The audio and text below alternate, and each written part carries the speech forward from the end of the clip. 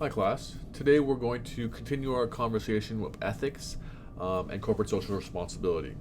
So, previous lessons we talked about how perhaps you may act in unethical ways based on your subconscious or unconsciously. And so, why does this pose such a problem for us? Is because we believe we act or we want to act in a certain ethical way. And so, let's examine what those ethics may be and how they may go against what you fundamentally believe about your life and how you should act in your implicit prejudice or your in-group favoritism, just any of those unconscious ways that you may show bias. And so, first we'll look at some ethics theory. And so, Desmond Tutu says this: "You are a powerful people.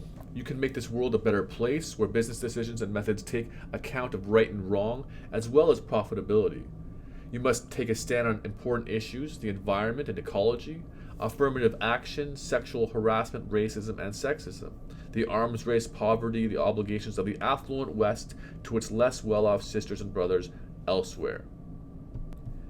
And so, if we unpack this quote, it has many parts to it, right? So, first of all, do you agree? First of all, do you think that we are here to make the world a better place, right? So how does that relate to what we've been talking about so far? And so a couple things. One, we talked about Chick-fil-A a little bit. And so what is a business's stance or responsibility to do better in the world? Okay. And then two, how does your own personal prejudice or implicit or unconscious bias impact how you deal with some of these situations? And so, if we're going to address both those topics, we want to address it in the way where we believe this. We believe that we want to make this world a better place. And if that's not what you believe, then we're in a whole different category of conversation here. And so, what my goal in this class or this group of lessons is to get you to a point where hopefully you want to make influence in a good way to the rest of the world through your interactions with people, through your business decisions. And so, the question then becomes is what is a good way, or what is the quote unquote right way? And that is probably the harder question, or the more difficult question, and the less objective question, because we all have our own ethical theories or ethical value systems or morals, right? And so, what is ethics, right? Ethics is a code of moral principles that set standards of good or bad, or right or wrong in one's conduct, right? So my ethics can be very different than your ethics. My moral principles could be very different than your moral principles, right? As you can see throughout time, the ethical moral principles in history have changed, right? And so it becomes a question on what are you going to do and how are you going to maintain your moral principles and ethics, and are those things going to change based on what people commonly want to have happen? Are you just going to flow with the stream of the majority of the public, or will you stand your ground? So these are all questions that businesses and individuals need to think about. And so, if you have a set of moral principles or a code, set of standards that you believe in, you will be faced with what we call ethical behavior.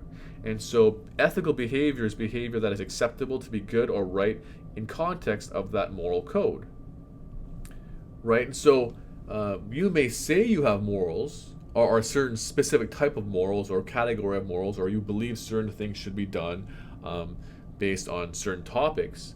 But then the question is, do you do ethical behavior, right? If you were to stand outside of yourself and watch what you do or how you think or how you behave, would you say that your behavior is ethical? Is your behavior acceptable to you? Is it good and right in context of what you publicly believe or want to believe is your code of moral principles, right? And then we're talking about, is that ethical behavior? So you think about companies who have this code of conduct or moral system of values, right? If this is their moral system of values, and then yet you see them doing things in the world where maybe their production practices or their employment practices that are not engaged in that, then we have a problem. They are conducting unethical behaviors, perhaps, according to their own code of conduct, right? If one company has a set of code of moral principles, and your code of moral principles is different, you may be judging their ethical behavior based on your moral code of principles, right? But if their code is different than yours, they may be behaving perfectly ethically based on their own code. What's not ethical based on your code. Okay, so we have to understand that people have different thoughts and values.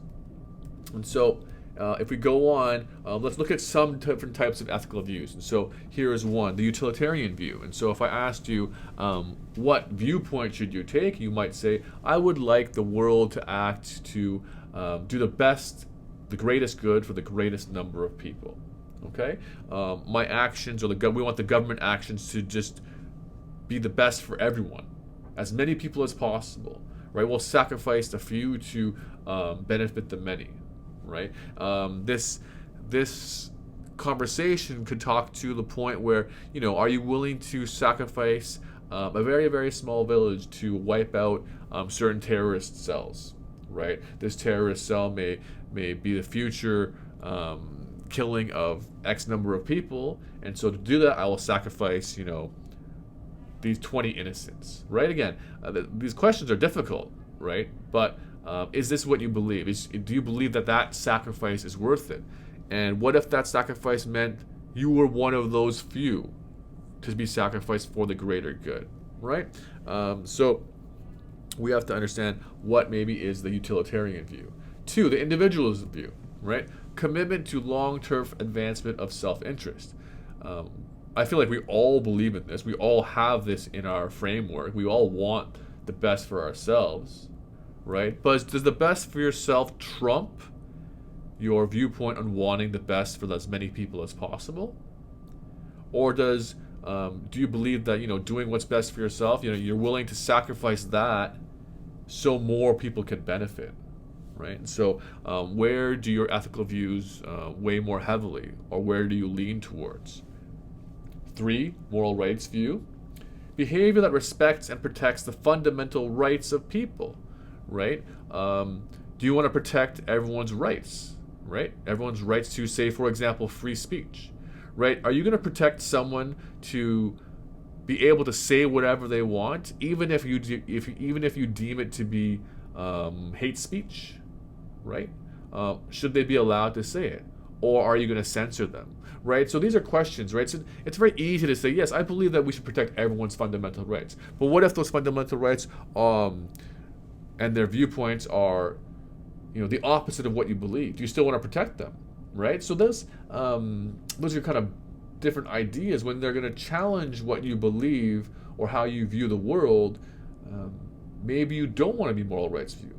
Maybe your only moral rights view when it's your moral rights or people's moral rights who agree with you, right?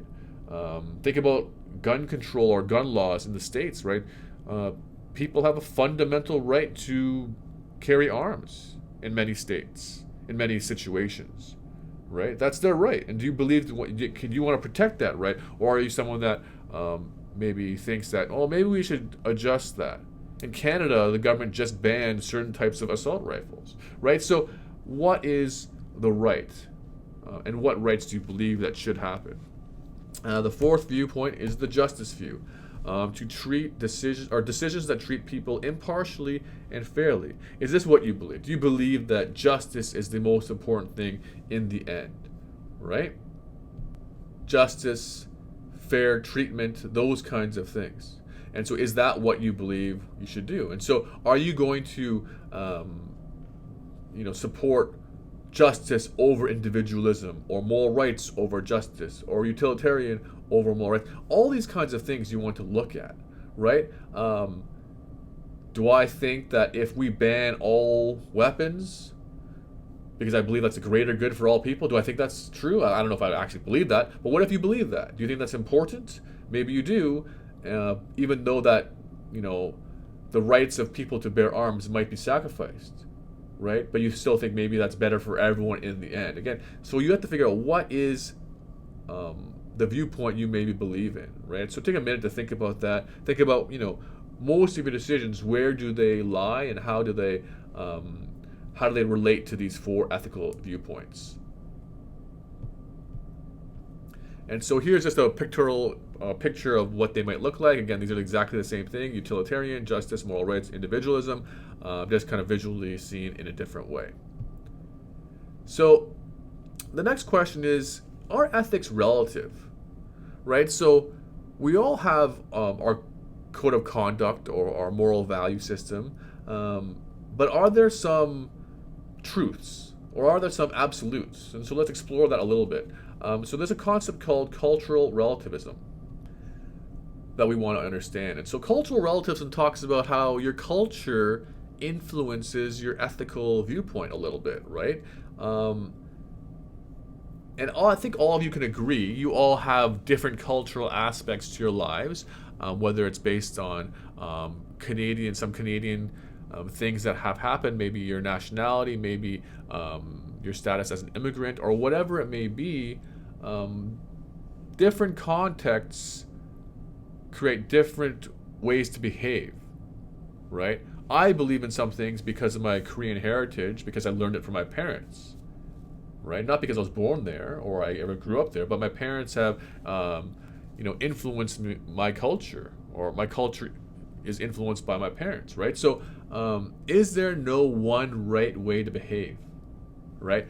Is ethical behavior determined by cultural context, or should it be determined by cultural context, right? Can you accept that? Can you accept one culture's determination of what is right versus another culture's determination of what is right? Right? Remember we talked a little bit about ethnocentrism before, right? Do you believe that your way is the right way because that's what you grew up with, that's what you have always lived, and you question other countries or other cultures' context or why they believe something, right? Or do you believe in universalism? Universalism, whereas ethical standards apply absolutely across all cultures, right? I think we can all agree that culture, how you grow up, what influences you, is going to influence your ethics or what you believe to be right and wrong, okay? But do we also agree that certain things are absolute, right? Certain types of ethical behavior should not be tolerated, or unethical behavior, I should say, right? Should not be tolerated anywhere in the world. Are there absolutes? So think about that. So think about that when you're in conversation, right? Because you understand that there is cultural relativism, and you also understand that maybe there should be some universalism as well. So the next time you talk to someone, are you going to talk about something that is culturally related, but talk about how it should be universal, right? How you are talking about something where you believe someone should or should not do something because you think everyone should be that way. Think about how culture may maybe have influenced that fact or that statement or that person's point of view, or why they might not act the same way you act, right? Think about that when you're in conversation, when you're trying to have a discussion with someone about some viewpoint, about some ethics, right? Or are you caught up in something called ethical imperialism, right? Imposing one's ethical standards on other cultures. So think about colonization. Think about how even Jesuit priests, right, missionaries, right, coming into indigenous people's lives, telling them that their lives are wrong, telling them that they need to believe in God, for example, right? That they're all sinners. This is ethical imperialism, right? This is not saying that what you believe could be right. If you're Christian, you believe that. But how can you say that your standard should be what everyone does? How can you impose that on someone else and not find some flaw in that, right? And so these are all thoughts that I want you to think about and reflect on. Why do you believe what you believe? Is it because there's some universalism to this thought process? Or were you influenced by your culture and how you were brought up and what has influenced you? Right? And then think about ethical imperialism, right? This is a huge topic, right? People believe something, and even yourselves, you want to impose your standards on other people. Maybe not so far as imperialism in terms of culture to culture, but your individualism, your standards, imposing it on someone else, right? Reflect on these thoughts, reflect on these ideas. So the next thing we're going to do is just kind of do this little exercise. We're going to go through a few scenarios, and they'll talk about different things. And I want to see, what might you do, and do you think that this is an ethical issue? And they all have varying components of ethics and problems, but just go through it and kind of see what do you think. And so, ethical scenario number one. A customer wants a refund. You agree that a refund is called for, like in your own opinion, you believe so. But company policy says to avoid refunds at all costs, effectively saying your job is to try to avoid the refund. If you go to your supervisor, the customer's refund will be denied. If you act on your own authority, the customer will be satisfied and will likely return, but you may get in trouble. So what do? Do you follow what the company wants you to do to avoid the refund? Or do you do what you believe is right and give them the refund, yet you're probably going to get in trouble, right? So think about that in terms of ethics. What should you do? Or, are you going to hide behind what company tells you to do? Those kinds of things, right? And this may seem like a simple scenario where this could be a refund for, a pair of shoes or a shirt or whatever, some simple things. But what if I escalate this scenario to, say, insurance companies? Right? Say you want someone wants to make an insurance claim, and your job is to try to deny them an insurance claim, because an insurance claim to an insurance company is losing money. It's a payout, right? So they pay you lots of money to sift through someone's insurance policy and try to deny them a claim, which they deserve, right? Trying to look into details of their history of their life to try to catch them on something that could be totally unrelated to this current claim, but will allow your company to deny them a claim, right? This kind of stuff happens in the United States all the time, right? So think about those things, right? Maybe it's a small thing, it doesn't really matter, but in the end, what if this is your job to deny claim for people who need specific medical procedures, right? So, don't trivialize something if it looks like a low amount of money. Ethics still apply, right? What is the ethical makeup of what you choose to do? Okay. Scenario number two. Quality is supposed to take precedence over everything else. The job you're finishing is acceptable, but you could do a quality job if you spend 2 more hours on it. If you take the extra time, you'll likely miss your deadline. So what do you do? But again, I don't is this an ethical scenario? Maybe it's not ethical. It's just, trying to decide, what takes more value to you? What do you carry in higher regard? Doing something right or doing something okay but not get in trouble? All these kinds of things. So think that through. When you submit assignments, what do? You know you can do better, but will you do better and miss and be late, right? So you all are faced with this dilemma sometimes. Ethical scenario number three. The purchasing manager for a large company agrees to give you an order, their first order, expecting you to agree to make a $200 donation to his favorite charity, a local youth sports team. Maybe his son plays on it or whatnot. How do you respond? Right? Again, this seems like a no-brainer, right? You want to get the order, but there's an expectation that you donate money to a charity, which again seems amazing. Nothing's wrong with this, right? What if I changed the scenario and said, if I'll give you my order, but I expect you to make a $200 donation to a different political party, or a party or something that maybe does not agree totally with what you believe, some kind of lobby group for cigarettes or something like that, right? At what point does it become an ethical problem? Is the ethical problem the organization, whether or not it's a charity that you're donating to? Or is the ethical problem that this is effectively a bribe for service? Right?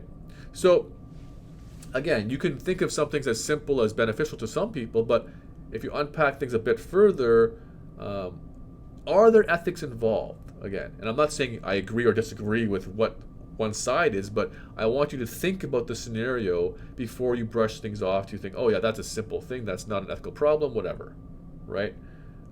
What if this was a government agency, right? What if you were a company that is trying to, a government's asking you to do something, as long as you do them, or they do you a favor, and so you say, do me a favor, pass this bill, whatever. Is that not similar, right? Of course it's different, but there are similar aspects to it. Ethical scenario number 4. A fellow employee is being harassed at work and is afraid to say or do anything about it. If you try to help by taking the situation to a higher authority, which was called whistleblowing, the company may retaliate against you. You could lose your job. How many of you would do that? How many of you would help this other employee? Right? Again, it seems simple. It seems very easy. At what point is this harassment? How much are you going to justify lack of action? Right? Are you going to brush something off as, oh, you just take it? Right? Maybe in a workplace scenario, it's simple. What about at school? Right? Do you ever see someone being harassed at school? Someone being bullied? Right? Maybe you don't want to use the word bully. Maybe someone just being made fun of, right? Someone's using bad language that someone doesn't appreciate, right? Are you going to help? Are you going to step in? Are you going to do something about it, right? Is it ethically wrong for you to ignore something even though you don't believe in it, right? Are you sacrificing your ethics by doing nothing, right? Even though your moral standard tells you should do something, you should stand up, you should do something about it. Right? Think about that. Reflect on that. Next scenario. You are working to correct a mistake that your boss doesn't know about. If you tell the boss, you'll be blamed for the mistake. If you don't tell the boss, you could be chewed out for taking too long on the job. Again, this all depends on what kind of quality of work do you want versus time. What's more important to you, being on time or doing better work, right? These are just kind of things you have to judge, right? Some people think the deadline's more important than the quality of the work. Some people think the quality of work is more important than the deadline. Again, these are all kind of things that you have to judge for yourself. What's important to you, and what's important to your boss, right? Are there ethics here? It's different kind of ethics, but it's what you value. Lastly, this one is different. You own shares in a publicly traded company. You get an inside tip, so insider trading. So this is illegal. So let's put it out there right now. Insider trading is illegal. But you get an inside tip that the price will likely go down. And so you have $200,000 worth of stock, and do you sell your stock even though it's illegal? And by doing this, you could risk getting caught, and maybe you could go to jail if you get caught. Okay? Do you do it? What do you do? Right? Are you going to try to save 200 grand because you heard a tip? An insider tip? Right? And so, take some time to think about it, debate it. What would you do? Are you going to accept that, I'm just going to lose money, even though I know it's going to lose money, I'm not going to do anything about it? Would you do it? Right? Some people say no, some people say yes. The risk of jail time is, too much. That's 200 grand is a lot of money, right? So think about that. Is it ethical to do it? Right? Is it ethical to do something, or not? It is unethical. It's illegal. But would you do it given the opportunity? Right? Given the opportunity, would you do it? And so this is a real life scenario, and I'll tell you who it is. And so Martha Stewart. Martha Stewart used to be the richest woman in the world until she got caught. So she was worth $1 billion at the time, so enormously rich woman. She tried to save 200 grand by selling her stock in a company where she got an inside tip. She got caught. She went to white collar jail, and she lost approximately $250 million in this scandal because she insider traded. Right? Some of you said you wouldn't have done it. Some of you said you would have done it. This lady was worth $1 billion, and to save this money, she ended up in jail, losing tons and tons of her net worth. Right? Ethical dilemmas, ethical problems. Right? She did something illegal, and so she paid for it. But how many of you would have done the same thing, even though your moral code says don't do it?